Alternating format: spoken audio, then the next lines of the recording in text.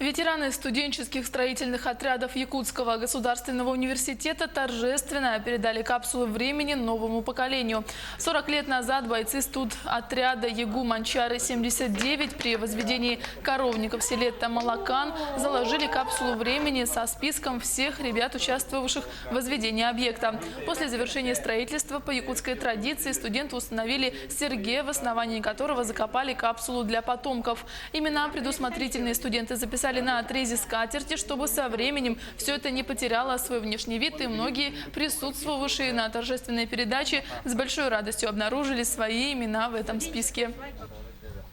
Сегодня директор Тамалаканской средней школы принес нам эту капсулу времени, нам, бойцам Манчары 1979 года. Ровно 40 лет прошло, и мы очень рады вспомнить свою молодость, свой стройотряд. И хотим передать большое спасибо тамалаканскому населению. Этот коровник до сих пор работает.